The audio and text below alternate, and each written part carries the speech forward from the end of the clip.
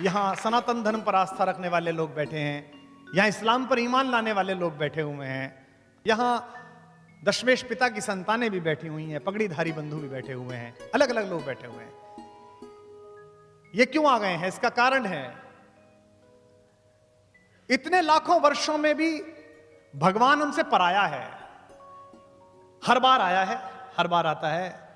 कभी कृष्ण बनकर आता है, कभी राम बनकर आता है, कभी गुरु गोविंद सिंह जी बनकर आता है, कभी सल्लल्लाहु अलैहि वसल्लम हुजूर के रूप में आता है, कभी ईसा मसीह के रूप में आता है, कभी बुद्ध के रूप में आता है। उर्दू की शायरी कहती है, कितने अवतार हुए, कितने पैगंबर आए, कितने अवतार हुए, कितने पैगंबर आए, तू ना आया तेरे पैगाम बराबर आए। उसके पैगाम जरूर आते हैं, लेकिन हम बहुत शातिर हैं, मनुष्य बहुत शातिर है। मनुष्य से अधिक चालू जानवर पूरी पृथ्वी पर नहीं है, सबसे तेज जानवर है। और मनुष्य की यात्रा जानवर से शुरू हुई है और उसे देवता तक पहुंचना है, लेकिन वो बहुत तेज है। जो काम उसे कठिन लगता है उसे वो कोष्ठक में बंद कर देता है। ईश्वर पृथ्वी पर आया, हमें गले लगाया, हमारा दोस्त बना, हमारे साथ संबंध स्थापित करे, हमारा भाई बना। उसने करके दिखाया कि ऐसे होता है। हमको लगा ये तो बहुत मुश्किल है, बाप की माननी तो बहुत मुश्किल है, घर छोड़ के निकलना तो बहुत मुश्किल है। तो हमने कहा एक काम करते हैं, मुश्किल आसान करते हैं, ये ईश्वर है, इसे मंदिर में बंद कर देते हैं और फिर कहेंगे यार ये तो ईश्वर है, ये कर सकता है, हम तो आदमी हैं। हमने चालूपने से काम लिया।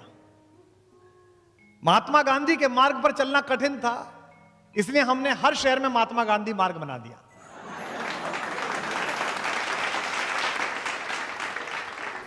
मनुष्य की यात्रा पशु से देवता बन जाने की यात्रा है। आज की तिथि में इस कार्यक्रम को संबोधित करते हुए जो आप कुछ हजार लोग सुन रहे हैं, मैं ये मानता हूं कि इसमें कुछ ना कुछ ईश्वरीय योग भी है। राम पर हिंदी की पहली बड़ी कविता खड़ी बोली के लिखने वाले मैथिली शरण गुप्त का आज जन्मदिन है। आज हरियाली तीज है। आज के दिन ही भगवान शंकर ने पार्वती को अपनी पत्नी के रूप में स्वीकार किया था। और आप में से बहुत सारे लोग जानते होंगे कि रामचरितमानस की जो राम कथा है वो यहीं से प्रारंभ होती है, जिसमें शंकर पार्वती को यह बता रहे हैं कि मैं किसकी पूजा करता हूं। आज ही का दिन तय हुआ, जब ये तिथि तय हुई तब मुझे भी पता नहीं था कि हरियाली तीज होगी।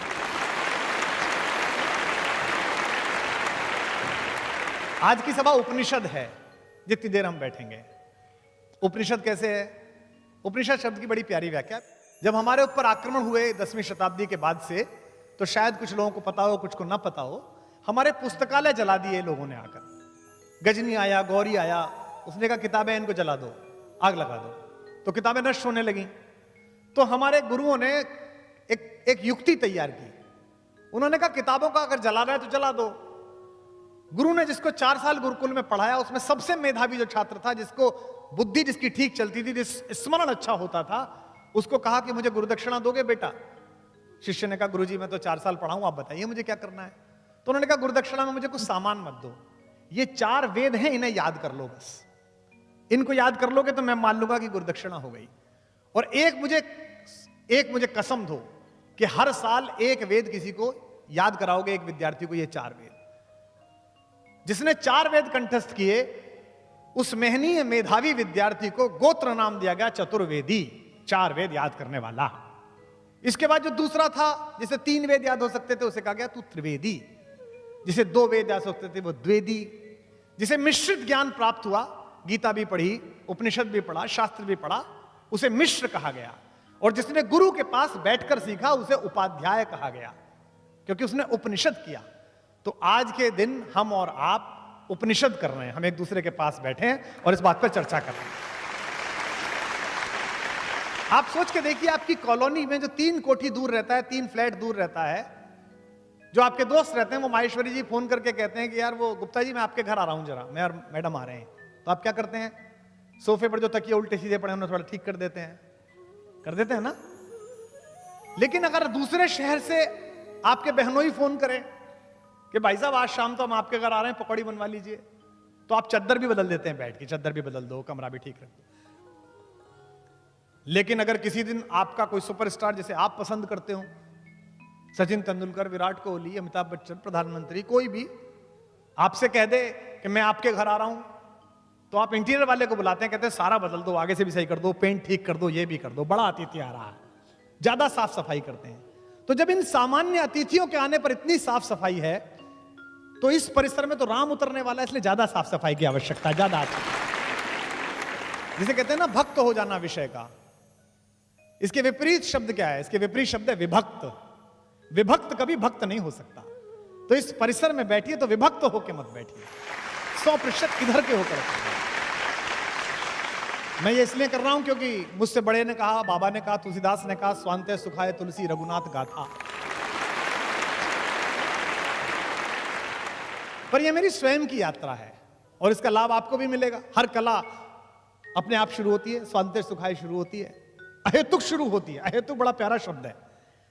जैसे 2000 किलोमीटर दूर समुद्र में 3 लहरें 4 लहरें बड़ी बड़ी लिपट के एक दूसरे से नाचती हैं, आधा आधा किलोमीटर ऊंची उठ के।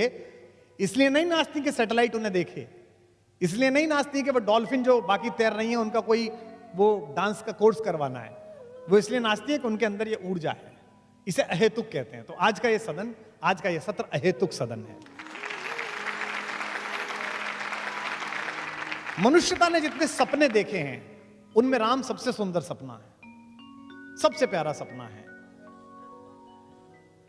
और हम कई बार अहंकार में होते हैं, आप भी होते हैं। इसमें महफिल में मैं देख रहा हूं कई IAS अधिकारी बैठे हुए हैं, कई RAS अधिकारी बैठे हुए हैं जिनसे मैं परिचित हूं, जो प्रशासन में काम करते हैं, कई डॉक्टर्स बैठे हुए हैं। सत्ता अहंकार करती है। विश्वामित्र जब लेने गए राम को तो दशरथ ने कहा इसे ही क्यों ले जा रहे हो, मेरी सेना ले जाओ, किसी और को ले जाओ। तो विश्वामित्र ने कहा कि 4 चीजें हैं जिनमें से एक आ जाए तो आदमी अहंकारी हो जाता है। यौवनम, जवानी, धन, पैसा, संपत्ति, आपकी महल दुमहले, प्रभुत्वम, प्रभुत्व, ये आ जाए कोई एक तो आदमी अहंकारी हो जाता है। यौवनम, धन, संपत्ति, प्रभुत्वम, अविवेकता, एकमपि अनर्थाय किम यत्र चतुष्टयम। एक आ जाए तो अनर्थ हो जाता है, अगर चारों साथ हो तो महा अनर्थ। लेकिन आपके बेटे के पास ये चारों हैं, उसके बाद भी ये विनम्र है, इसलिए इसे ले जा रहा हूं, इसलिए इसको अपने पास चाहता हूं।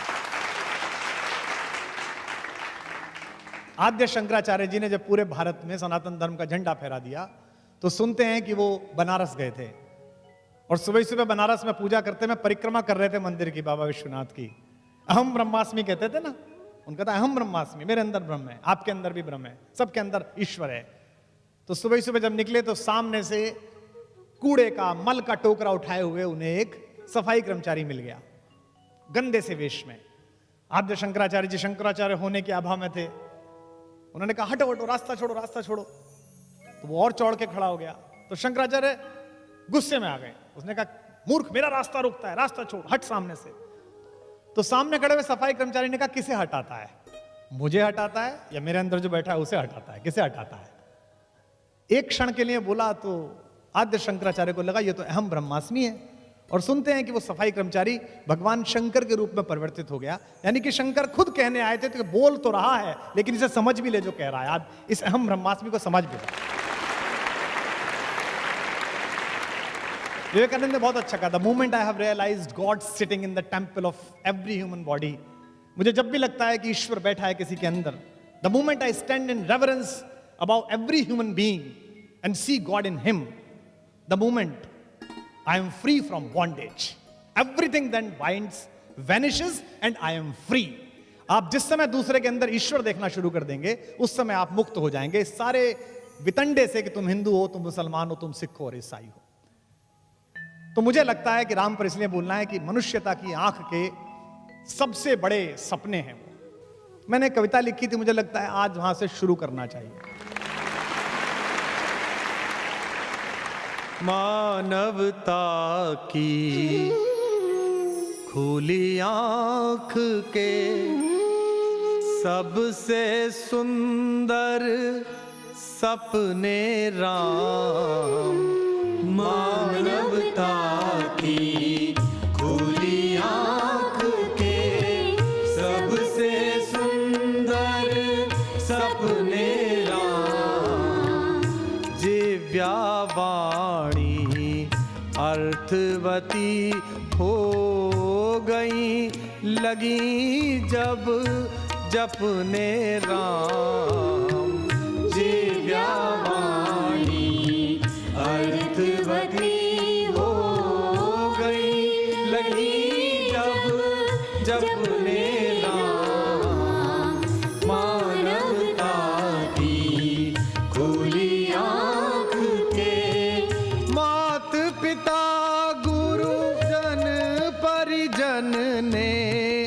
अपने अपने देखे थे। मात पिता गुरु जन परिजन ने अपने अपने देखे थे। दुनिया भर ने देखे अपने अपने अपने अपने राम। दुनिया भर ने देखे अपने अपने अपने अपने राम।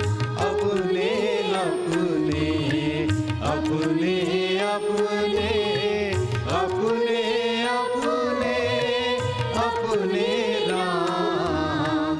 मानवता की खुली आँख के सबसे सुंदर सपने राम।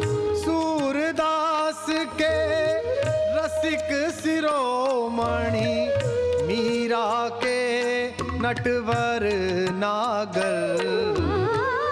सूरदास के रसिक शिरोमणि मीरा के नटवर नागर। वाल्मीकि तुलसी कंबन के अपने अपने अपने राम।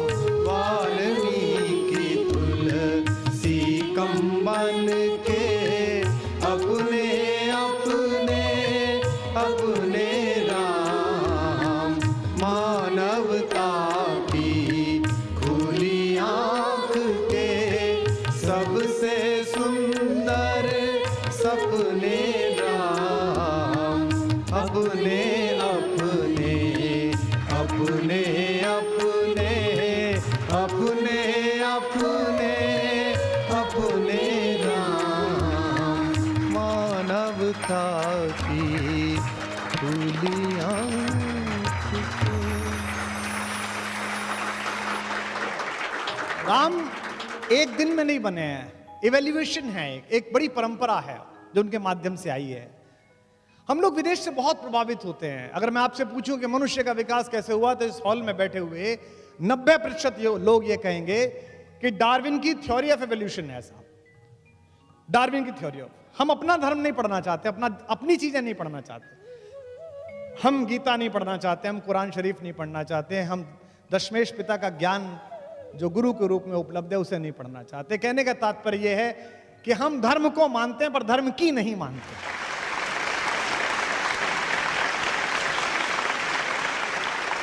लेकिन आप ध्यान से देखें तो भारत में जो दशावतार की परंपरा है, जो हजारों वर्ष पहले, लगभग 5-6 हजार वर्ष पहले, तो इसकी कार्बन डेटिंग के प्रमाण है जिसके लिखे जाने के। डार्विन तो अभी आए हैं 100-200 साल पहले, वो बताकर गया है कि मनुष्य कैसे बना। जैसे डार्विन क्या कहता है, पश्चिम क्या कहता है कि जीवन सबसे पहले कहां शुरू हुआ? जल में शुरू हुआ, पानी में शुरू हुआ। हमारा पहला अवतार कौन है? मत्स्य अवतार, मीन, मछली कहां पैदा हुई? पानी में पैदा हुई। फिर उसके बाद कहता है कि आगे बढ़ी थोड़ी सी प्रकृति, तो एक ऐसी चीज पैदा हुई जो पानी में और जमीन पर दोनों चल सकती थी। क्या नाम है उसका? कछुआ, कच्छप अवतार। मीन, कमठ, सूकर, नरहरि। उसके बाद क्या आया? तीसरी चीज जो पानी, जमीन और कीचड़ तीनों को भेज सकता है, वो कौन है? वराह अवतार, जैसे कहते हैं सूकर। और उसके बाद मनुष्य बनना प्रारंभ हुआ, लेकिन पूरा नहीं बना। आधा पशु रहा, आधा मनुष्य बना। कौन बना? नरसिंह अवतार। देखिए थ्योरी ऑफ एवोल्यूशन चल रही है, अपने आप चल रही है, जो विदेशी समझ में नहीं आए। यहां तक आधा मनुष्य बना, अब पूरा मनुष्य बनेगा, लेकिन पूरा नहीं बन रहा, वो छोटी हाइट का बनना है। कौन पैदा हुआ? वामन अवतार। वो छोटा है, उसकी हाइट अभी बड़ी नहीं है। वामन के बाद कौन हुआ? एक ऐसा पुरुष जिसे कहते हैं केव मैन, गुफा मनुष्य, जो कम कपड़े पहनता है, गुस्से में रहता है, हर समय कुल्हाड़ा हाथ में लिए लेता है, जिसका अपनी इंद्रियों और अपने क्रोध पे काबू नहीं है, जो अपने पिता के कहने पर मां की तरफ कुल्हाड़ा लेके चल देता है। कौन पैदा हुआ? परशुराम पैदा हुआ। देखिए आप, आगे चल रही है, जिनको समझानी पड़ी लक्ष्मण को कि ज्यादा उंगली मत दिखाओ, यहां कुम्हड़ बतिया को नहीं। परशुराम के बाद एक ऐसा मनुष्य पैदा हुआ जो है तो दीप्ति में परशुराम जैसा, लेकिन जो ज्यादा सामाजिक है, जो मर्यादा समझता है, जो इस प्रकृति में अब जो आगे चलेगा उसका नियामन करने आया है, उसकी मर्यादा स्थापित करने आया है, उसका नाम हुआ मर्यादा पुरुषोत्तम राम जो पैदा हुआ। तो एक तरीके से डार्विन की थ्योरी के साथ साथ आगे बात चल रही है। लेकिन राम कैसे हैं? राम शांत रहते हैं, प्रिंस चार्मिंग हैं, मुस्कुरा देते हैं, ज्यादा गुस्सा आते हैं, बड़े सीधे हैं, बड़े सरल हैं, सीधी बात करते हैं, विनम्र हैं। जब उनसे कहते हैं लक्ष्मण की आप कब्जा क्यों नहीं कर लेते हो, मैं प्रतिमा नाटकम पढ़ रहा था, उसमें मैं देखा तो उन्होंने कहा 3 तरह के पातक होते हैं। जिस पिता ने रक्त दिया है उसके खिलाफ जाऊं, ये एक पातक है। जिस मां ने मुझे सगी मां से भी ज्यादा प्यार से पाला है उसके खिलाफ जाऊं, ये एक पातक है। और पाप जिसकी सोच की सीमाओं के बाहर खड़ा होकर पराजित भाव से देखता है, उस भाई भरत के खिलाफ जाऊं, ये भी एक पातक है। तू मेरा भाई है, बता दे कौन सा पातक करके मरूं, बता कैसे करूं। वो राम पहले सामाजिक व्यक्ति हैं। तो राम का डीएनए जो है वो रिसेशन का डीएनए नहीं है, वो इवोल्यूशन का डीएनए है। इसलिए उनमें अपने घर के सारे लक्षण हैं। उनके एक पूर्वज है दिलीप, जिन्होंने गाय को बचाने के लिए अपना जीवन उत्सर्ग कर दिया। सच्चे वाले गौपालक थे वो, ऐसे वाले नहीं जो आजकल घूम रहे हैं आप, अच्छे वाले गौपालक। वो उसकी तरह गौ प्रेमी है, गाय को बचाने का संकल्प कहते हैं। विप्र धेनु सुरहित लीन मनुज अवतार, तो सीता जी ने कहा विप्र धेनु और देवताओं और संतों के हित में अवतार लिया है। दूसरे वो अपने सबसे पुराने पूर्वज हरिश्चंद्र, जिन्होंने मणिकर्णिका घाट पर अपनी पत्नी से टैक्स मांग लिया था, और जब उन्होंने उस साड़ी को फाड़ा वहीं से सतयुग के समापन की घोषणा हुई। उनका पूर्वज है वो, उसकी तरह है वो, अपने पिता की तरह बात पर अड़ जाने वाले हैं। अगर एक बार कोई बात कह ली है तो वो ही करना है। उनके एक और पूर्वज है भगीरथ, जिन्होंने हजारों वर्षों तपस्या की। मैं गया था हर्षिल में, बापू ने बुलाया था, मुरारी बापू ने अपनी कथा में कविता पाठ के लिए। हरिशिला वो जगह है, हर्षिल गंगोत्री के पास, जहां बीच गंगा में भगीरथी की धारा में एक बहुत बड़ी चट्टान फंसी हुई है। उसके ऊपर बैठ के हजारों साल तप किया, ऐसा सुनते हैं। तब जाकर गंगा प्रकट हुई और पृथ्वी पर आई, मोक्षदायिनी बनी। उनमें भगीरथ जैसी इच्छा भी, इसलिए उनका वंश इक्ष्वाकु वंश कहलाता है। संस्कृत के विद्वान लोग यहां पर बैठे, ईख को इक्ष्वाकु कहते हैं, इक्षु कहते हैं ना ईख को। ईख क्या है? ईख अकेली फसल है जिसका सब कुछ काम में आता है। ईख प्रतीक है इक्ष्वाकु वंश का, जिसका ना रस समाप्त होता है ना यश समाप्त होता है। ये राम के बात, वो उस खानदान में पैदा हुए। उनके बारे में कहा गया कि वो अवतार हैं। अवतार क्या है? अवतार मनुष्य की बनाई इस पृथ्वी में जो थोड़ी बहुत हमने चीजें बनाई हैं, इसमें ईश्वर के भरोसे का नाम अवतार है। इसीलिए आप जंगल में जाइए, भारत के जंगलों में जाइए, उनसे पूछिए राजा कौन है, किसकी सरकार है? राम की सरकार है। छत्तीसगढ़ में राजा राम सरकार है, ओडिशा में राम सरकार है। क्योंकि राम का राज्याभिषेक नहीं हुआ, लेकिन राज्याभिषेक सिंहासन पर बैठने से कोई सिंह नहीं बनता। संस्कृत में सुभाषित है, नाभिषेको न संस्कारो सिंहस्य क्रियते वने। जंगल में शेर का कौन संस्कार करता है? उसका तो बल है, उसकी जो शक्ति है वो तो ताकतवर है। नाभिषेको न संस्कार सिंहस्य क्रियते वना विक्रमार्जित सत्वस्य स्वयं एवं मृगेंद्रता। अपने विक्रम से, अपने पौरुष से अर्जित जो आपकी क्षमता है वो आपको मृगेंद्र बनाती है। इसलिए राम का पूरा कैरेक्टर, उनका पूरा चरित्र लाइट नहीं है, साइट है। एक छोटा सा निवेदन आपसे और कर दूं कि आप बिल्कुल यहां जवान लोग जो बैठे हैं, जो दूसरे धर्मों के लोग बैठे हैं, जो इस्लाम मानने वाले लोग बैठे हैं, जो खालसा पंथ पर आस्था रखने वाले लोग बैठे, कुछ ईसाई भी बैठे होंगे, आप बिल्कुल राम को ऐसे मत सुनिए कि एक हिंदू सुना रहा है, कुछ हिंदू सुन रहे हैं, ऐसे मत सुनिएगा। क्योंकि मेरी योजना में यह भी है कि आज के बाद कुछ दिन बाद मैं कृष्ण पर भी अध्ययन करके बोलूंगा, कुछ दिन बाद मैं अध्ययन करके सल्लल्लाहु अलैहि वसल्लम हुजूर मोहम्मद साहब पर भी बोलूंगा, इस्लाम पर भी बोलूंगा, कुछ दिन दशमेश पिताजी पर बोलूंगा। तो जितने भी लोग, उनमें हो सकता है कोई ना मानता हो राम को, मत मानिए, कहानी सुन लीजिए। अगर किसी ने कहानी भी लिखी है तो भी ऐसी कहानी लिखी है कि इस कहानी को ही ठीक से जी लेंगे तो सर्वश्रेष्ठ मनुष्य बनने की संभावना आपके अंदर पैदा हो जाएगी। आपका व्यापार, आपकी शिक्षा, सब कुछ सफल हो जाएगी। इस संसार को अंधकार से, उत्पीड़न से निजात दिलाने के लिए ये लोग आते हैं, जितने भी लोग आते हैं, चाहे भगवान जिस भी प्रकार से आते हैं। अच्छा, ये तो मानोगे कि ऐसा होता है जब लोकतंत्र में 5 साल की सरकारों में आप ऐसा करते हैं कि जो ज्यादा सिर पे तांडव कर ले उसे एक दिन बटन दबा के आप हटा देते हैं और कहते हैं कि नया लेके आओ। ये बात अलग है कि दूसरा उससे ज्यादा गति से तांडव करता है, तो फिर आपको लगता है अभी से कैसे करके लाओ। फिर कई बार आप वैकल्पिक व्यवस्थाएं करते हैं, वो दोनों से ज्यादा मिलकर ज्यादा करता है। हम अनुभव में है, हमें पता है उसका।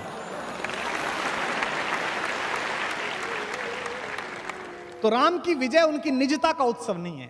राम की जीत अपनी जीत नहीं थी, इसलिए आज राम चले गए वो नहीं है, लेकिन उत्सव जारी है।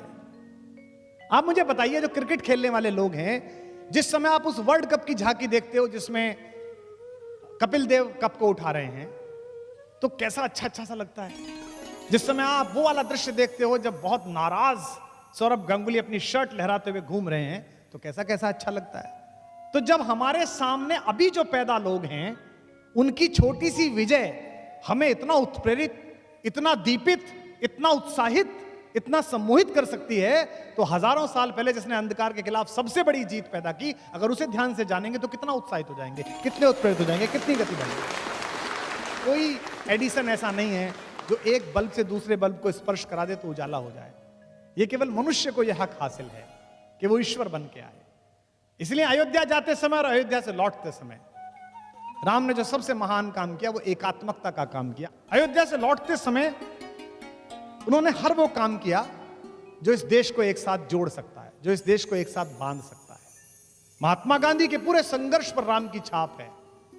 उन्हें पता था कि साउथ अफ्रीका में वो जिनके खिलाफ लड़ रहे हैं, सूट बूट पहन के उनके खिलाफ नहीं लड़ सकते, इसलिए सबसे पहला काम उन्होंने ये किया कि कपड़े वो उतारे और उन्होंने राम की तरह सामान्य कपड़े पहने। फिर भी उन्हें लगा कि अभी वो वेशभूषा नहीं आई जिससे राम लड़ते हैं। एक धोती ऊपर पहनी, एक नीचे पहनी और 3 साल भारत घूमा। बिहार के दूर के हिस्से में पहुंचने पर उसने देखा कि एक महिला के पास एक ही कपड़ा था, वो नहा रही थी ताकि ट्रेन चली जाए तब पानी से निकले। तो बापू पानी पीने उतरे तो उन्होंने अपनी ऊपर वाला कपड़ा भी ये कह के कस्तूरबा से कहा कि अगर इस देश में ऐसे लोग हैं जिनके पास एक भी कपड़ा नहीं है तो 2 कपड़े पहनना अपराध है।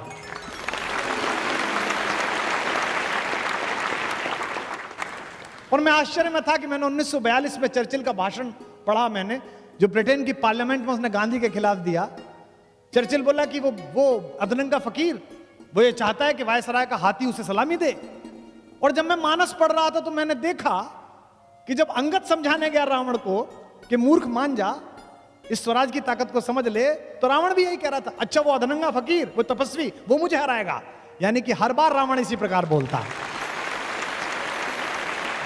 और एक बात ध्यान रखिए, जो अपने से बाहर नहीं आएगा, घर से बाहर नहीं आएगा, परिवार से बाहर नहीं आएगा, समाज से बाहर नहीं आएगा, वो बड़ा नहीं कर सकता। जो हिजरत करेगा, जो निकलेगा, वो बड़ा करेगा।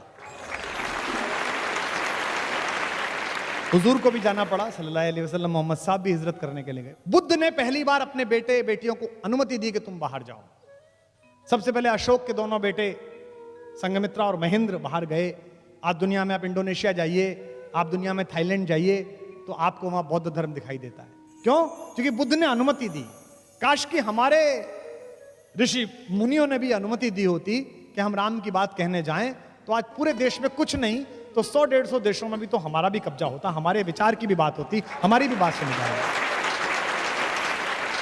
जो घर छोड़कर जाता है उसे मिलता है, और ये सबके साथ हुआ है। हम में से कुछ का ट्रांसफर हो जाता है। मैं देख रहा हूं यहां अधिकारी बैठे हैं प्रशासन के, जो नौकरी करते हैं, ट्रांसफर पे दुखी हो जाते हैं। जालौर मिल गई जी पोस्टिंग।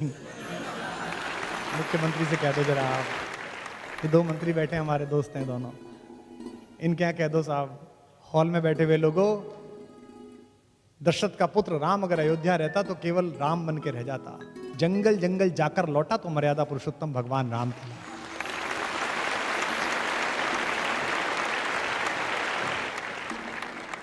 एक शेर मुझे उर्दू का याद आया, आप सबके भगवानों के नाम है, मेरे और आपके सबके।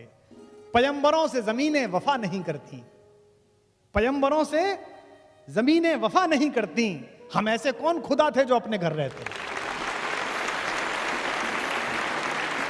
अयोध्या छोड़ी राम ने तो अपनी आनुवंशिक पोजीशनिंग छोड़ी।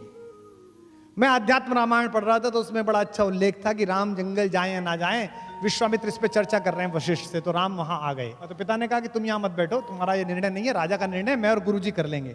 राम ने कहा आपका निर्णय है, लेकिन चूंकि मेरे बारे में निर्णय है इसलिए मेरा बैठना जरूरी है, मैं जाऊंगा।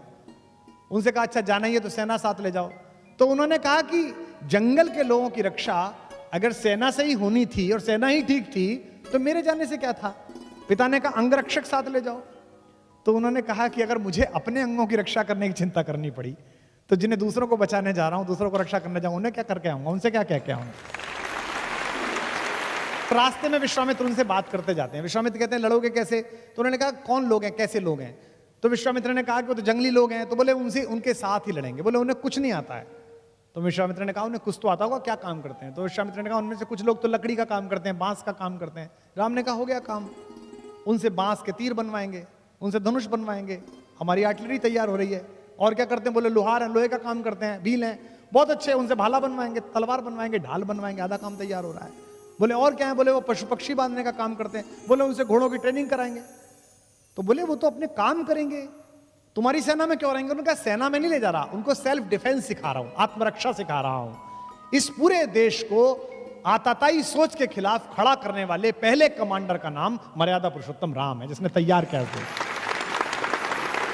मित्र के साथ हो, भाई के साथ हो, अपनी पत्नी के साथ हो, पुत्र के साथ हो, आइडियल लाइफ स्ट्रक्चर कैसा खड़ा होना चाहिए वो राम का है। सबसे पहले अपने पिता के साथ, अपने भाइयों के साथ जो उनका व्यवहार है। आप में से कितने लोग जानते हैं, कितनों ने मानस वहां से पढ़ी है कि जब उनका राज्याभिषेक होना था तो उनकी एक ही शिकायत थी केकई से।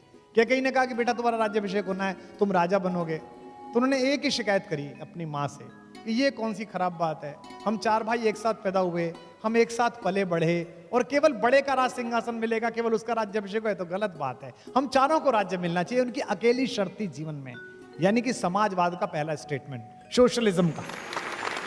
दूसरा मित्र के नाते वो कहते हैं कि जे न मित्र दुख होए दुखारी, तिनहि बिलोकत पातक भारी। अगर मेरे रहते मित्र दुखी है, चाहे वो सुग्रीव हो, चाहे विभीषण हो, चाहे केवट हो, उसके साथ देते समय जो उनकी विनम्रता है, जो संपत्ति शिव रावणी दीन दिए 10 मात। आपको पता है कि रावण को 10 सिर चढ़ाने पर, मैं ये नहीं मानता कि रावण के 10 सिर थे, हो सकता है कुछ लोग मानते हो। मुझे भी लोग कहते हैं कि साहब एक टाइम में 3 बुद्धि कैसे चलती हैं, चुटकुला भी याद आ जाता है, संस्मरण भी याद आ जाता है, कविता भी याद आ जाती है, यानी कि 3 तो अपने भी हो गए। तो वो ब्रह्मा के वंश में पैदा हुआ, पुलस्त मुनि के पुत्र विश्रवा का बेटा था। उसकी इंटेलिजेंसिया का जो क्वोशंट था वो 10 मस्तिष्क के बराबर था। वो इतना स्मार्ट और इतना ज्यादा इंटेलिजेंट था कि उसके पास 10 दिमागों के बराबर दिमाग था। तो कहानी चल गई कि भाई 10 सिर हैं उसके। ये सिर्फ मुहावरे हैं जिनको कालांतर में हमारी धार्मिक परंपरा ने सत्य सिद्ध कर दिया।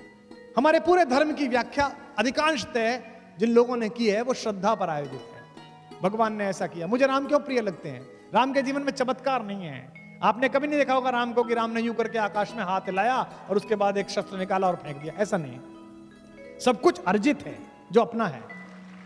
सबसे पहले जब जंगल में मिलने के लिए सारे लोग गए वनवास के समय, तो सबसे पहले प्रथम राम भेटी कैकई, सरल स्वभाव भगत मति गई। तीनों माँ आकर खड़ी हुई, कौशल्या आकर खड़ी हुई, कैकई आकर खड़ी हुई, सुमित्रा आकर खड़ी हुई। राम उठे, राम को पता चला माँ आई हैं, गुरु जी आए हैं। सोच के देखिए आप, राम क्या ऐसे हैं कि ये सीनियोरिटी नहीं जानेंगे, हायरार्की नहीं जानते वो, कि पहले अपनी माँ के पैर छूं, फिर सुमित्रा के छूं, फिर कैकई के छूं। सबसे छोटी हैं वो तो, लेकिन उनको पता है कि इनके मन में दुख है, इनके मन में गिल्ट है, इसलिए अगर मैं सबसे पहले पैर छू लूंगा तो ये मानद हो जाएंगी, इनको मान्यता मिल जाएगी।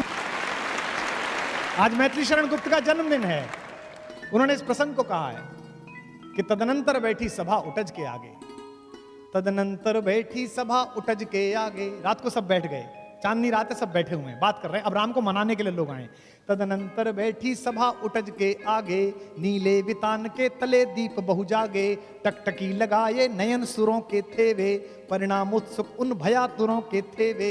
उत्फुल्ल करौंदी कुंज वायु बह बह कर, करती थी सबको पुलक पूर्ण मह मह कर। वह चंद्रलोक था कहाँ चांदनी वैसी, प्रभु बोले गिरा गंभीर गूढ़ निधि जैसी। अब भगवान बोले, सामने भरत बैठा है, उससे बोले, हे भरत भद्र अब कहो अभीप्सित अपना। भाई भरत अब बताओ क्या चाहते हो। अब सोचिए जिसके ऊपर इतना आरोप लग रहा है उससे कह रहे क्या चाहते हो। हे भरत भद्र अब कहो अभीप्सित अपना, सब सजग हो गए भंग हुआ जो सपना। भरत ने क्या कहा, हे आर्य रहा क्या भरत अभीप्सित अब भी मुझे कुछ चाहिए। मिल गया अकंटक राज्य उसे जब तब भी, पाया तुमने तरुतले अरण्य बसेरा। तुम जंगल में बैठे हो, भाभी के पैर में कांटे हैं, तुमको खाने को नहीं मिल रहा, मैं महल में बैठा हूं, इसी दिन के लिए तो आया हूं। इसीलिए राम की कथा त्याग की सबसे बड़ी कथा है। राम के नाम पर दुकान चलाने वाले लोगों को समझना चाहिए कि दुनिया में ऐसा उदाहरण कभी नहीं हुआ जहां एक सिंहासन 2 भाइयों के बीच 14 साल फुटबॉल की तरह चलता रहा। परशुराम ब्राह्मण है, उनसे पहले आए, लेकिन कर्म क्षत्रियों जैसे हैं, जरा जरा सी बात पे गुस्सा हो जाते हैं। राम क्षत्रिय हैं लेकिन मस्तिष्क तपस्वियों जैसा है।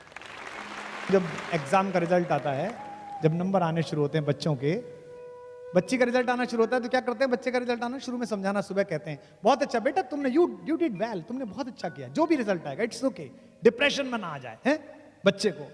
और दुनिया का सबसे बड़ा राज सिंहासन। आज थोड़ी सी लड़ाई किस बात की है, मैंने पिछली बार खबर देखी, एक का टिकट कट गया तो आत्महत्या की कोशिश करी उसने, बताओ 5 साल को एक टुच्चा सा काम मिलेगा, बहुत छोटा सा है। मैंने 2-3 बार बांटा है तो मुझे पता है कि ले जाओ बहुत टुच्चा सा काम मिलेगा, और इतनी चिंता कि वो आत्महत्या करने को तैयार हो गया। सोचिए पूरी पृथ्वी का राजा बनना था उसको, छोटा मोटा मामला नहीं था, पूरी पृथ्वी का राजा बनना था उसको, एक पूरे भारत का नहीं, पूरी पृथ्वी का। पृथु उनके घर में ही पैदा हुए, जो देश में बड़ा है वो उनके घर में पैदा हुआ। आज रघु, दिलीप, पुररवा, नहुष, इक्ष्वाकु, भरत, जितने बड़े पैदा हुए सब उन्हीं के खानदान में, मानदाता सब उनके घर में पैदा हुए।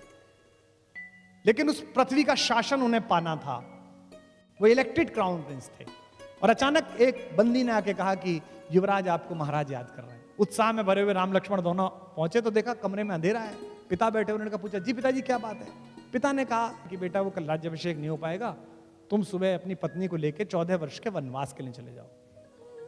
राम ने कहा कि जो आ गया पिताजी। और राम ने अपनी पत्नी से कहा तैयारी करिए, सुबह वनवास पे चलना, 14 वर्ष बाद आएंगे अयोध्या। कहना आसान है, बहुत सरल है, इंटरव्यू हुआ नहीं, प्रीलिम्स पास किए, मेंस नहीं निकला है, ग्रुप डिस्कशन में रह गए, हमको भी लोग कहते थे कि तुम रह गए।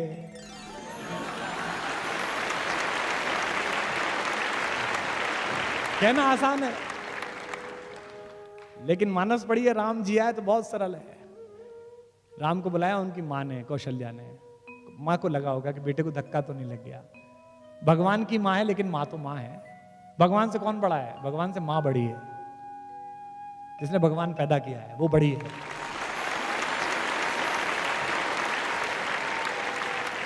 इसलिए तुलसीदास जी शुरू में प्रणाम करते हुए कहते हैं, बंदों कौशल्या दिशि प्राची, प्राची दिशा के समान जो कौशल्या उन्हें प्रणाम कहता हूं, जिनकी कोख से सूर्यवंशी राम पैदा हुआ है। माँ ने पूछा कि बेटा क्या हो गया, माँ को सब पता है। तो राम ने ये नहीं कहा कि मुझे जंगल भेज दिया, भरत को राजा बना दिया, माँ मेरा सिंहासन छीन लिया, मेरा क्राउन छीन लिया। कितनी पॉजिटिविटी है जो सीखनी है लाइफ में आज के बाद से, इस हॉल से जाते हुए। कल भी बात करेंगे इस पे। कौशल्या ने पूछा बेटा क्या हुआ, तो राम ने कहा माँ पिता दे ही मोहि कानन राजू, मुझे जंगल का राज्य दे दिया पिता ने, मैं जंगल का राजा बना। कितनी सुंदर बात है। क्या कहा उन्होंने कि पिता दे ही मोहि कानन राजू, जहां सब भांति मोर बड़ काजू, जहां मेरे सारे बड़े काम प्रतीक्षा कर रहे हैं, जो भी दुनिया में बड़ा करूंगा। और सोच के देखिए, राम जंगल नहीं जाते तो क्या होते, राम वन गए तो बन गए। राम विनम्र रहते हैं, शालीन रहते हैं, मुस्कुराते हैं वो। तो इसी आत्मविश्वास में उनकी जीत है। डिप्रेशन से बाहर लाए अंगद को, और जब अंगद गया बात करने के लिए तो आप देखिए कम्युनिकेशन स्किल सिखाया जाता है ना आजकल। आजकल सबसे बड़ी प्रॉब्लम क्या है, बीटेक कर लो, एमटेक कर लो, लड़का जो है, लड़की जो है, वो कम्युनिकेट नहीं कर पा रहा, अपनी बात नहीं कह पा रहा, माँ से नहीं कह पा रहा, पिता से नहीं कह पा रहा, गर्लफ्रेंड से नहीं कह पा रहा, बीवी से नहीं कह पा रहा, नौकरी में नहीं कह पा रहा। ऐसी बहुत सारी घटनाएं आप देख रहे हैं जिनमें ना कह पाने के कारण वो आत्महत्या कर रहा है, डिप्रेशन में जा रहा है। अंगद को उन्होंने कम्युनिकेटर बना के भेजा। राम कितने पॉजिटिव हैं। उनसे विभीषण कहते हैं, जिस दिन अगले दिन युद्ध शुरू होना है उस दिन कहते हैं कि सर थोड़ा बैठ के स्ट्रेटेजी बना लें, कौन किधर से बढ़ेगा, इतना बड़ा आदमी है, इससे लड़ना है। तो कहते हैं कि नहीं यार, वो अंगद भेजा है मैंने, दूत ना, बाली का बेटा, और मुझे उम्मीद है कि रावण मान जाएगा, सीता को वापस दे देगा, अपन क्यों लड़ाई लड़े। ये राम है। एक बात ध्यान से रखना, अभी बहुत बड़ी घटना इस समय पूरे देश में राजनीतिक हलचल चल रही है जिससे हम जुड़े हुए हैं। राम ने अपने पूरे जीवन में किसी भी राक्षस को मारते समय उससे निगोशिएट नहीं किया, छोटों से, खर से, दूषण से, ताड़का से, सुबाहु से सीधा मारा। उन्होंने एक ही आदमी से निगोशिएट किया, रावण से, क्योंकि राम जानते थे कि आतंकवाद की लड़ाई में स्लीपर सेल के साथ समझौता नहीं किया जाता, उसको तो मारा ही जाता, उसको तो खत्म ही किया जाता। और हमारी सरकारें, हमारी व्यवस्थाएं क्या कर रही हैं, स्लीपर सेल से बात कर रही हैं। तो अगर राम राज्य वालों को समझना है तो राम से ही समझें कि राम ने अपने देश में रहने वाली किसी स्लीपर सेल के साथ बात नहीं की। लंका दूसरा देश था, उससे बातचीत जरूरी थी, उससे पहले कहना जरूरी था, इसलिए उससे पहले बातचीत की, जो कि हम पाकिस्तान के मामले में लगातार करते हैं, इतने समय से बातचीत करते हैं, और उसके बाद फिर अपना काम भी दिखाते हैं। तो अंगद गया, उसका आत्मविश्वास, लीडरशिप डेवलपमेंट मैं बता रहा हूं राम का। उसने पहली जो वाक्य बोली उस पर हंसेंगे भी आप। रावण ने पूछा कि मेरा और राम की क्या लड़ाई, तू जानता मैं कौन हूं? क्या तेरा वो फकीर तपस्वी, वो मुझसे लड़ेगा, मेरा उसका क्या? तो अंगद ने कहा जी बिल्कुल ठीक कह रहे हो सर, आपका उनका कोई मुकाबला नहीं। रावण को लगा यार आदमी उसने भेजा है हमारे पक्ष में बोल रहा है, तो वो बड़ा प्रसन्न हुआ। उसने कहा बिल्कुल ठीक, मेरा उसका क्या मुकाबला। तो अंगद का कम्युनिकेशन स्टाइल देखिए जो राम ने डेवलप कराया है। तो क्या कहा कि सिंधु तरयो उनको बनरा, उनका तो बंदर, बंदर भी नहीं, बंदर में थोड़ा ग्रेस आ जाएगा, मतलब हनुमान चाचा हैं उनके अंगद के, फिर भी उनको बंदर भी नहीं कह रहे, चाचा जी भी नहीं कह रहे, क्योंकि डिप्रेशन में रावण को लाना है। तो कहते क्या, सिंधु तरयो उनको बनरा, तुझ पे धनुरेख गई न तरी। उनका तो बंदर पूरा समुद्र पार कर आया, और तुझ पे उनके छोटे भाई ने एक रेखा खींच दी थी, वो नहीं तरी गई। तेरा उनका क्या मुकाबला भाई, दोनों का आपस में।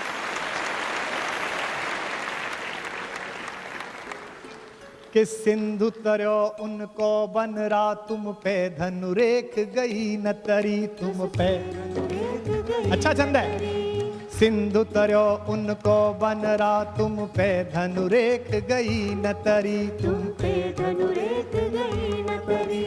वानर बांधत सो न बंधो, उन बारिधि बांध के बाट करी, उन बारिधि बांध के बाट करी, उन बारिधि बांध के बाट करी। अज हूँ रघुनाथ प्रताप की बात, तुम्हें दशकंठ न जाए परी, तुम्हें दशकंठ न जाए परी।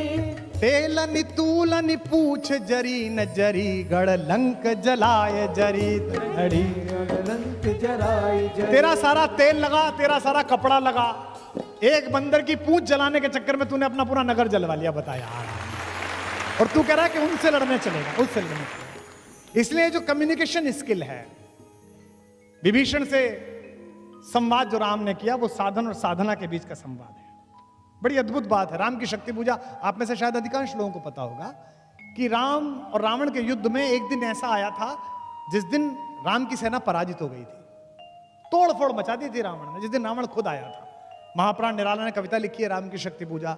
रवि हुआ अस्त ज्योति के पत्र पर लिखा, अमर रह गया राम रावण का अपराजेय समर। आज का तीक्ष्ण विदिक्ष प्रकर वेग प्रखर, शतशैल शंवरणशील नील नवगर्जित स्वर, विच्युत वन्य राजीव नयन हत लक्ष्मण, लोहित लोचन रावण मदमोचन महायान। ऐसी कविता लिखी है। उस दिन सब बेहोश हो गए, सुग्रीव बेहोश हो गया, सौमित्र बेहोश हो गए, लक्ष्मण सब बेहोश हो गए। राम लौटे तो राम बहुत दुखी थे। जामवंत ने समझाया, जामवंत सबसे सीनियर है सेना में, मतलब सबसे फाइनल पोजीशन पे, ब्रिगेडियर जनरल से भी ऊपर हैं। उन्होंने राम से कहा कि इतना क्यों दुखी होते हैं, वही आपका हाथ है, वही आपका तूणीर है, मार लेंगे, इसे कोई दिक्कत नहीं है। किसी किसी दिन होता है, सामने वाले का दिन होता है, किसी किसी दिन नहीं होता। राम ने कहा ऐसा नहीं है।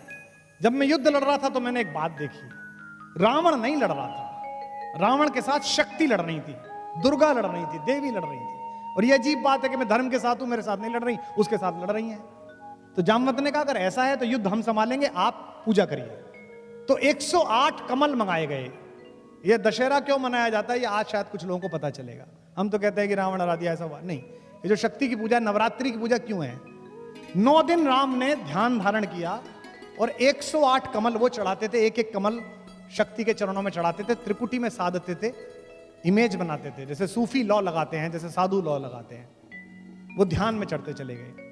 आखिरी दिन जिस दिन आया, जिस दिन उनको वर मिलना था शक्ति का, 107 कमल जब उन्होंने चढ़ा दिए तो देवी ने सोचा कि इसका एग्जाम लेती हूं कि कितना भक्त है। वो आखिरी नील कमल उठा के ले गई।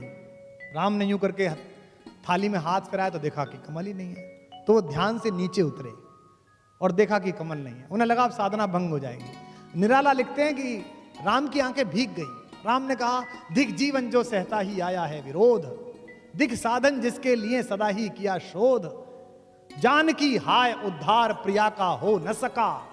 ये 3 लाइन है, लेकिन चौथी लाइन राम की, इसी के कारण वो राम है। दुखी है कि अब क्या करूंगा, सब हार जाऊंगा। दिख साधन जिसके लिए सदा ही किया शोध, दिख जीवन जो सहता ही आया है विरोध, जानकी हाय उद्धार प्रिया का हो न सका। पर एक और मन रहा राम का जो न थका। उन्होंने कहा ऐसा थोड़ी चलेगा, ऐसे पूजा थोड़ी उठा दूंगा। तो राम ने क्या किया? राम ने कहा कि माँ कहती थी मुझको राजीव नयन, मुझको कहती थी कमल के जैसे आंख वाला है मेरा बेटा, तो अभी 2 कमल के फूल मेरे पास हैं। तो राम ने अपना एक तीर निकाला अपने तरकश में से और उसको हाथ से पकड़ के उसकी फलक आंख की तरफ ले गए कि अपनी एक आंख चढ़ा देता हूं। युद्ध में विजय होनी चाहिए, सत्य जीतना चाहिए। और जब बिल्कुल आंख के पास पहुंच गया तीर और देवी को लगा कि अभी आंख निकाल लेगा, तब स्वयं दुर्गा प्रकट हुई और उन्होंने हाथ पकड़कर कहा, होगी जय होगी हे पुरुषोत्तम नवीन, के महाशक्ति राम के बदन में होगी।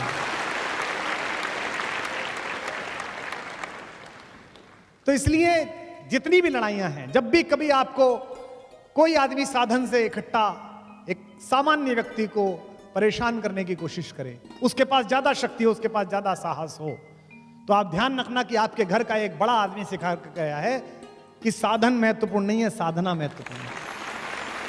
और राम के सबसे प्रिय मित्र जिनको लंका का राज्य दिया, वे विभीषण भी अधीर हो गए। उन्हें लगा यार कि लड़ाई तो ठीक है, आप जीतोगे कैसे? हमने भी 2-4 छोटी मोटी लड़ाई कभी सम्मेलनों में और राजनीति में की, आंदोलन में की, तो हमको भी समझाने आते थे, इनसे कैसे लड़ोगे, ये तो पुराने वाले हैं। तो मुझे मानस की पंक्ति याद आती थी और मैं खुद को ही सुनाता था, जो साथ थे वो तो सुनने को तैयार नहीं थे।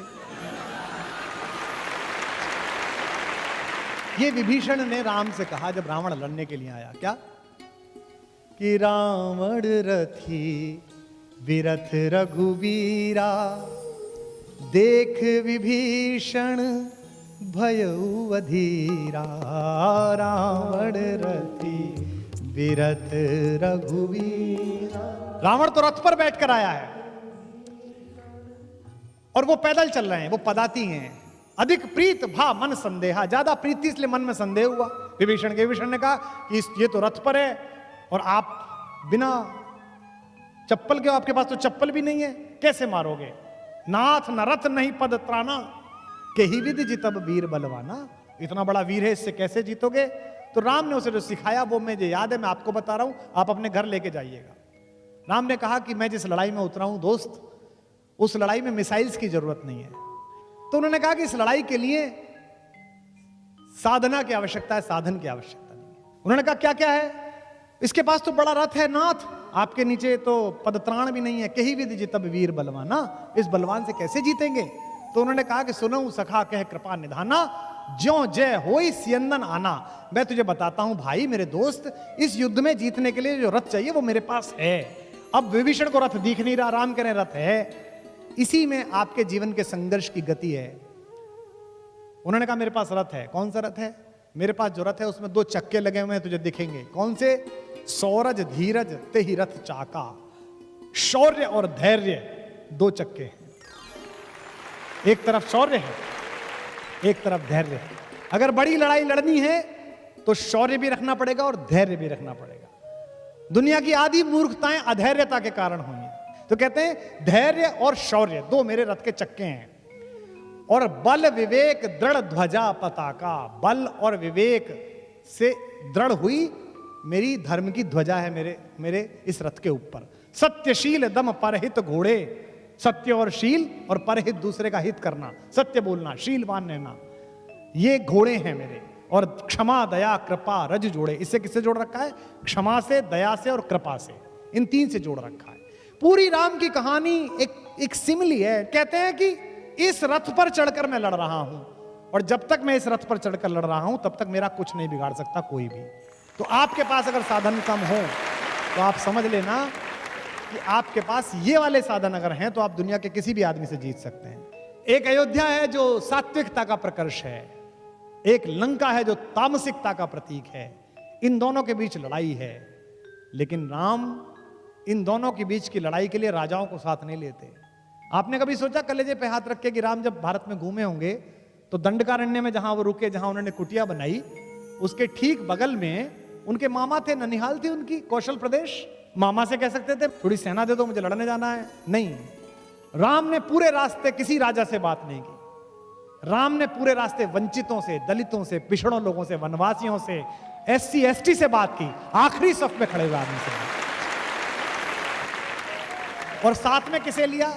हराने के लिए, लंका को परास्त करने के लिए किसे साथ में लिया? किष्किंधा को। किष्किंधा क्या है? प्रकृति का सबसे बड़ा, आयुर्वेद, योग, नेचुरल एसेंस, हमारी नेचुरल आर्ट्स, हमारे नेचुरल इंग्रेडिएंट्स, इनको किसने लिया? दिल्ली ने। और हराई क्या? मार्केट, लंका। इसलिए दिल्ली को, जयपुर को यह याद रखना पड़ेगा कि अगर अपने शत्रुओं से आपको पार पानी है, अगर चाइना का सामान बंद कराना है, अगर अमेरिका को घुटनों पर लाना है, तो सबसे पहले अपने वनवासियों, अपने वंचितों, अपने पिछड़ों, अपने दलितों और अपने जंगल के लोगों के पास जाना पड़ेगा। हनुमान प्रतीक है। हनुमान किस बात का प्रतीक है? वो शांति की खोज में गए, शांति का अपहरण हो गया। शांति कौन है? सीता। सीता साक्षात शांति है इस कहानी में। और शांति किसको मिलती है? शांति मिलती है उस आदमी को जो अपनी देह के लोभ से बाहर आ जाता है, जो विदेह हो जाता है। सीता के पिता का नाम क्या है?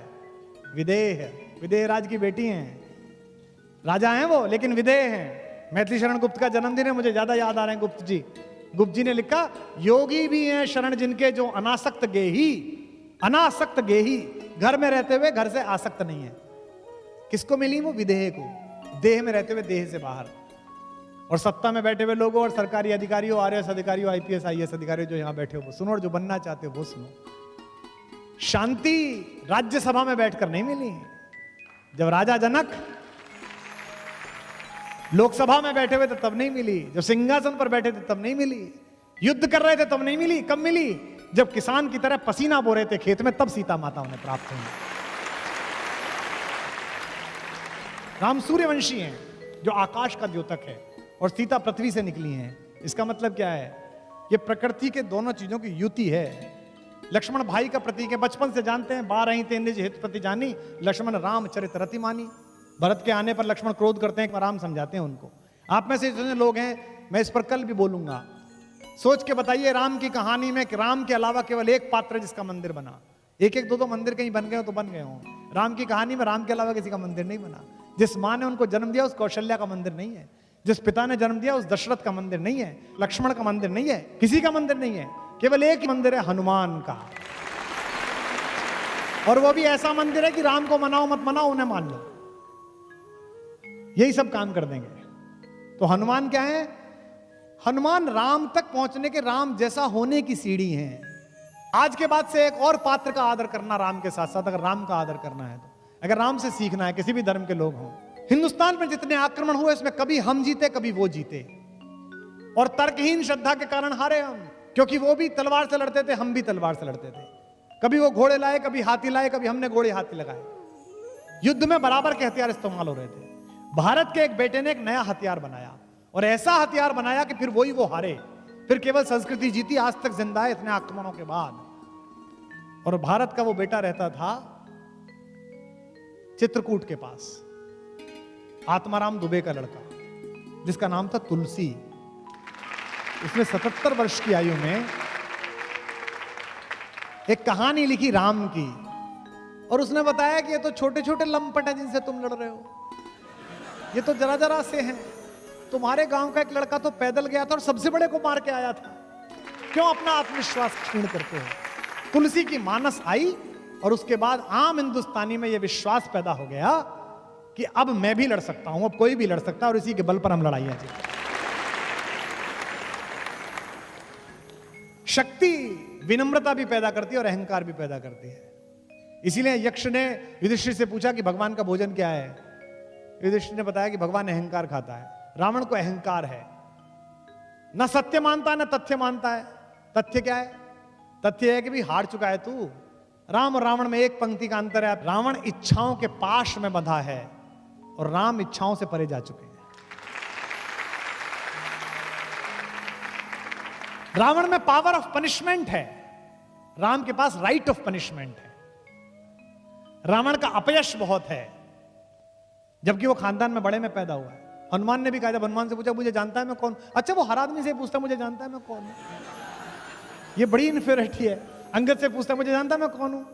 आपने देखे ना कई लोग सड़क पे पुलिस वाले से कहते हैं जानता है कौन हूं, मेरे फूफा विधायक हैं, पता है ना, हमारे चाचा वो हैं। ये क्या है? इन्फीरियरिटी है, ये छोटेपन से आता है। लेकिन राम का एक यश है, वो इक्ष्वाकु वंश में पैदा हुए। वाल्मीकि रामायण इसी लाइन से शुरू हुई है, इक्ष्वाकु वंश प्रभवो रामो नामा जना श्रुता। लेकिन वो अपने खानदान का कभी वर्णन नहीं करते, जिससे भी मिलते हैं वो कहते हैं, अहिल्या के पास गए तो उनसे क्या कहते हैं, माँ मैं दशरथ का पुत्र अपनी पत्नी सीता और भाई लक्ष्मण के साथ आपको प्रणाम करता हूं। पिता का नाम इसलिए बताते हैं कि भारत में परंपरा है, गुजरात में तो और महाराष्ट्र में तो पिता का नाम बीच में जोड़ा जाता है, लेकिन वो अपने अहंकार में, इसलिए रावण की शक्ति भय देती है और राम की शक्ति निर्भय देती है।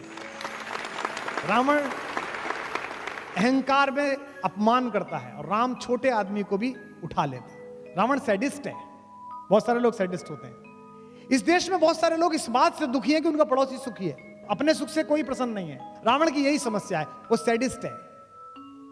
हनुमान की पूंछ काटता है, कहता है कि सबसे पहले सुनि विहस बोला दस्कंदर, अंग भंग कर पठियो बंदर, इस बंदर की पूंछ काट के भेजो। वो भी कलाकार आदमी थे, उन्होंने कहा काम शुरू करो, चलो देखते हैं। पूरा तेल वेल डला, सब कुछ डला। मैनेजमेंट के उदाहरण है वो, मिनिमम इनपुट मैक्सिमम आउटपुट। कपड़ा रावण का, तेल रावण का, जली रावण की, पूरी लंका जलाई, केवल एक घर नहीं जलाया। किसका? विभीषण का। क्यों? उनके ऐसे तेल ही नहीं आया था। सबने तेल भेजा, उन्होंने नहीं भेजा। बोले इनका इन्वेस्टमेंट ही नहीं है कंपनी में, देने क्यों डुबोना। बात खत्म। लेकिन राम जटायु के घाव साफ करते हैं। आप में से कुछ लोगों को पता होगा कि राम ने अपने हाथों से उनका अंतिम संस्कार किया और कहा कि मैं दुर्भाग्यशाली हूं कि मुझे अपने पिता का अंतिम संस्कार करने का अवसर नहीं मिला। हे संत, हे जटायु, हे गिद्धराज, आज आप मुझे अपना अंतिम संस्कार करने का अवसर देकर मेरे पुत्र होने को पूरा कर रहे हैं, ये कहा। शत्रुघ्न बंधन मुक्त हैं, उनके पास बंधन नहीं है। एक कैरेक्टर और है राम कहानी में जिसका जिक्र ही नहीं होता, शत्रुघ्न। सब अपने अपने काम में चले गए, वो वही है। आज मैथिली शरण गुप्त का जन्मदिन है, मैं कई बार उन्हें याद कर चुका।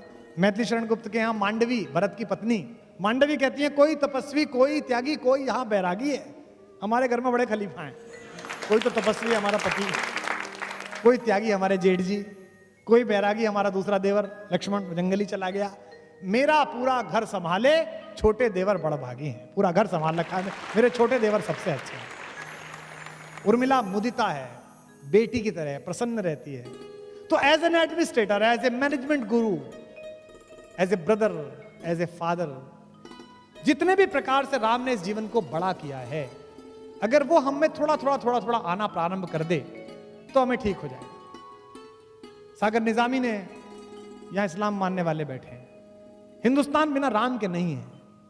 साहिले सरजू यहां गंगा, यहां जमुना, यहां साहिले सरजू, यहां गंगा, यहां जमुना, यहां कृष्णा और राधा, यहां रामा, यहां सीता, यहां हिंदियों के दिल में बाकी है मोहब्बत राम की, मिट नहीं सकती कयामत तक हुकूमत राम की।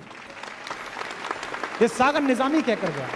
अल्लामा इकबाल ने कहा है, राम के वजूद पर हिंदुस्तान को नाज, अहले नजर समझते हैं उनको इमाम हिंद। मेरे मन में बड़ी शंका थी कि बात क्या होगी, मैं बोलूंगा क्या, इसकी कोई तैयारी नहीं है। बस मेरे पास जो है मैं वही सुनाना चाहता हूं, जानना चाहता हूं, मिलना चाहता हूं खुद से, राम के माध्यम से, कृष्ण के माध्यम से, आद्य शंकराचार्य के माध्यम से, बुद्ध के माध्यम से, महावीर के माध्यम से। राम भी महावीर हैं। जैन समाज के लोग बैठे होंगे, महावीर को अरिहंत कहा जाता है। अरिहंत मतलब जिसके शत्रु मर गए हों, जबकि उन्होंने किसी को मारा नहीं है। तो शत्रु को मारने का क्या तरीका है? या तो शत्रु को मार दो या शत्रु को मित्र बना लो।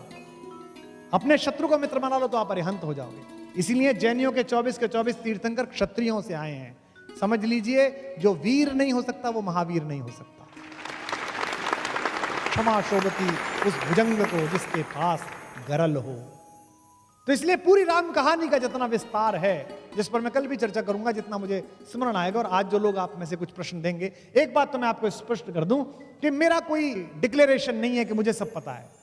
सर्वज्ञ होने का डिक्लेरेशन नहीं है। और ये डिक्लेरेशन तो जयपुर में खत्म हुआ था 1993 में।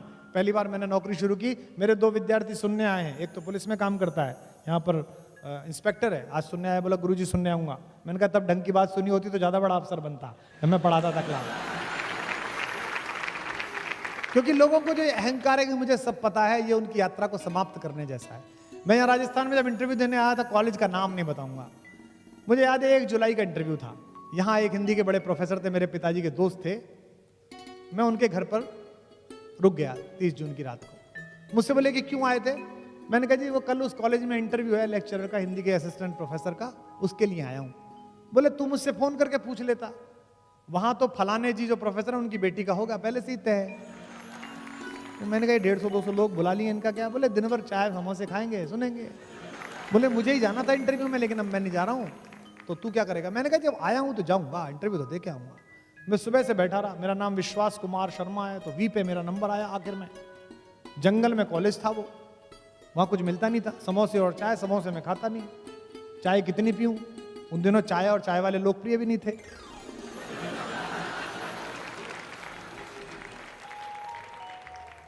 शाम तक ऊर्जा का दम निकल गया।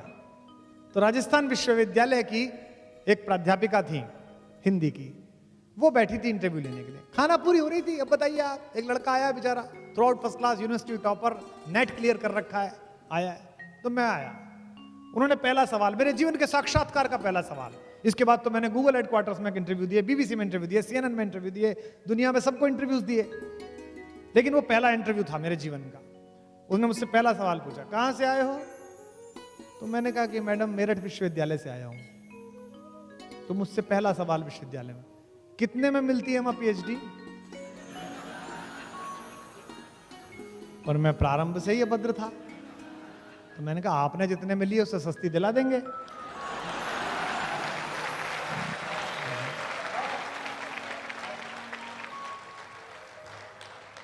तो बोली कि वो छकपका गई, लोग हंसने लगे अंदर जो बैठे थे। बोली आप तो साक्षात्कार देने के मूड में नहीं लग रहे। मैंने कहा जी मैं तो कल रात से मूड में हूं। तो बोली अच्छा क्या पूछे हैं आपसे? मैंने कहा कुछ भी पूछिए। तो कहने लगी कि अच्छा आप सर्वज्ञ हो, क्या सब आता है आपको? मैंने कहा नहीं मैडम, सर्वज्ञ तो मेज के उस पार होते हैं, मेज के इस पार तो अल्पज्ञ होता है, तो मैं अल्पज्ञ हूं। तो मुझसे बोली कि आप ज्यादा विराट प्रतिभाशाली लग रहे हो, इतना छोटा कैंपस आपकी प्रतिभा संभाल नहीं पाएगा। तो मैंने कहा जी जो आप कह रही हैं अंदर से मेरे भी यही आवाज आ रही है। और ये कह के प्रणाम करके मैं निकल लिया। मुझे लगता है कि अगर उस दिन उन्होंने मुझसे ठीक से व्यवहार कर लिया होता तो मेरी जिंदगी ठीक ना होती। जो अपने से बाहर आया उसको सारा संसार मिला। तो एक तो मुझे यह भ्रम नहीं है, कल भी मैं इस पर चर्चा करूंगा, कि मुझे कुछ अधिक पता है। मुझे ऐसा लगता है, मैं इस समय ऐसा सोचता हूं कि आइंस्टाइन पढ़ाते हो आप अपने बच्चे को, आइंस्टाइन की जीवनी पढ़ो, आप चार्ली चैपलिन पढ़ाते हो कि चार्ली चैपलिन पढ़ो, आप कहते हो कि गांधी से सीखो, आप कहते हो नेल्सन मंडेला से सीखो। जब इनसे सबसे सीख सकते हैं तो हमारे घर में जो बड़े हुए उनसे हम नहीं सीख सकते हैं। तो जितनी भी कहानी है, जितनी भी अगर कहानी की तरह भी सुनो, तो अपने आप में ये एक गाइडलाइन ऑफ लाइफ है जो जीवन में सीख सकते हैं। अभी जो धर्म की जितनी भी व्याख्या हैं, वो सारे व्याख्याकार राम को उस तरह से बताने की कोशिश अधिकतम लोग कर रहे हैं जैसा राम ग्रंथों में है। मैं कहता हूं आज इस सभागार से हम सब अपना अपना राम लेके जाएं। और महिलाएं बैठी हैं यहां पर, महिला सशक्तिकरण का सबसे बड़ा एपिटॉम है राम। वाल्मीकि रामायण में पढ़िए, जब अहिल्या के पास गए तो पूछा कि ये किसका आश्रम है, इतना उजड़ा हुआ सा, इतना सुंदर है लेकिन उजड़ा हुआ क्यों है? तो किसी ने कहा कि गौतम की पत्नी है, इनके ऊपर अपयश का दाग लग गया है, बोलती नहीं है, बात नहीं करती है किसी से। ये कैसी स्त्री है जिसके खिलाफ एक अफवाह फैला दी गई है, गंदगी फैला दी गई है। वाल्मीकि रामायण में आप देखिएगा तो राम जाते हैं और पैर छूकर कहते हैं कि मां, मैं दशरथ का पुत्र राम अपनी पत्नी सीता और भाई के सहित आपको प्रणाम करता हूं, चरण स्पर्श करता हूं। अगर कोई महिला जो इतनी ज्यादा समाज में त्याज्य हो, उसे देश का सबसे बड़ा आदमी मां कहने लगे, तो समझ लीजिए उसका कॉन्फिडेंस कितना लौटेगा। इसीलिए जो पत्थर जैसी बन गई थी वाल्मीकि रामायण में, शिला नहीं है अहिल्या, शिलावत हैं, पत्थर की तरह हैं। राम ने आदर का चरण छुआ तो उनके अंदर जिंदगी लौट आई। तो जितने भी लोग हैं वो अपना अपना राम यहां से लेके जरूर जाएं। और आपके प्रश्न अगर मुझे मिलेंगे तो मैं भी समृद्ध होऊंगा। आपके प्रश्न अगर मुझे जानकारी मिलेगी तो मैं भी समृद्ध होऊंगा। ये जो कुछ भी चल रहा है, जो पिछले 30 वर्षों में किया है, कवि सम्मेलन के नाम पर, कविता के नाम पर, इसने लोकप्रियता दी है, इसने प्रतिष्ठा दी है, लेकिन आज जो मैंने आपके साथ दिया, इसने मुझे आत्मिक शांति दी है, अंदर से खुशी दी है।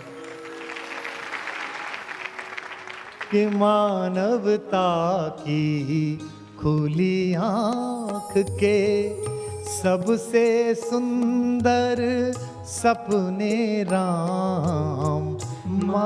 गाइए, की खुली आँख के सबसे सुंदर सपने राम, मानवता की खुली आँख के सबसे सुंदर सपने राम, जिव्यावाणी अर्थवती हो गई लगी जब जपने राम, जिव्यावाणी अर्थवती हो गई लगी जब जपने राम, मात पिता गुरु जन परिजन ने अपने अपने देखे थे, मात पिता गाइए जन ने अपने अपने देखे थे, दुनिया भर ने देखे अपने अपने अपने अपने राम,